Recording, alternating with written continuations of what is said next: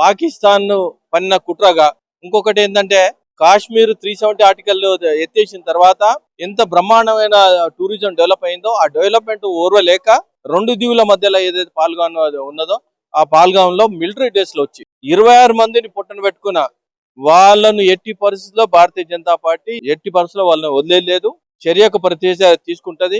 ఇంత పిరికి చెందగా ఎప్పుడైతే చేసిరో ఎట్టి పరిస్థితుల్లో వాళ్ళను ఎవరైతే ఫ్యామిలీతో పోయిన వాళ్ళు కొత్తగా పెళ్ళైన వాళ్ళు భార్యను ముందు పెట్టి భర్తను చంపకము ఇది చాలా ఘోరం. ఇది ఘోరాది ఘోరమైన చర్య.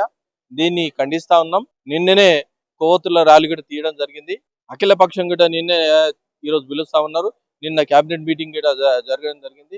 ఎప్పుడైతే వీళ్ళు పాకిస్తాన్ కుట్ర పన్ని అక్కడ ట్రైనింగ్ ఇచ్చి 5 మందిని ట్రైనింగ్ ఇచ్చి ఇక్కడ పంపించేసి ఇక్కడ కూడా కాశ్మీర్ లో 2 ఉన్నారు, మొత్తం 7 మంది ఉన్నారు.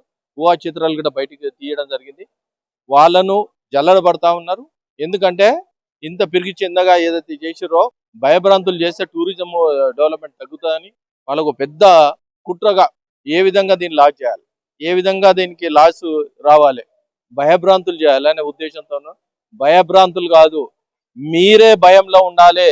అందుకోసానికి ఈరోజు ఒక 5 స్టేట్మెంట్ తీసుకున్నది ఈరోజు బంద్ చేయడం జరిగింది. అదే విధంగా ఏంటంటే నదీ జలాలు కూడా బంద్ చేయడం జరిగింది. అప్పుడు బాధ మీకు తెలుస్తూ ఉంటది. అందుకోసానికి ప్రతి పక్క దేశం ఏదైతే ఉందో పొరుగు దేశంతో స్నేహపూర్వకంగా ఉండి వాళ్ళు కోఆపరేషన్ చేసి ఈ ఉగ్రవాదాన్ని అంతం చేయడానికి కోఆపరేషన్ చేయాలి. ఈ ఉగ్రవాదాన్ని అంతం చేయకుండా కోఆపరేషన్ చేయకుండా ఉండి సైనిక చర్యలు ఉండి వీళ్ళకి ట్రైనింగ్ ఇచ్చి పంపించుకోము ఎంతవరకు ఈ దారుణం. అందుకోసానికే గతంలో ఐఎస్ఐ ఉండే, ఐఎస్ఐ అయిన తర్వాత ఇదో ఉగ్రవాద సంస్థ దానిలో పుట్టుకొచ్చింది. 1998లో పుట్టుకొచ్చిన తర్వాత ఈ వసీం అక్రమ్ ఎవరైతే ఉన్నారో వాళ్ళందరినీ అల్లకి నీళ్ళ ఇళ్ళకి నల్ల అదే పాకిస్తాన్ పెంచి పోషిస్తా ఉన్నది. తెలుసుకోవాలి, భారతదేశం అంటే ఒక కుటుంబ దేశం. మీరు ఒకటే గుర్తుపెట్టుకోండి, పాకిస్తాన్ లో హిందువులు ఎంత పర్సెంటేజ్ ఉంటే ఎంత పర్సెంట్ తగ్గిపోయింది, బంగ్లాదేశ్ లో ఎంత పర్సెంట్ ఉంటే ఎంత పర్సెంట్ తగ్గిపోయింది. అక్కడ 15% ఉన్న దానికి 8% వచ్చింది. ఇక్కడ 8% ఉన్నది 15% ఉంది. ఎంత సెక్యూరిటీ ఉందో మీరు ఆలోచించుకోవాలి.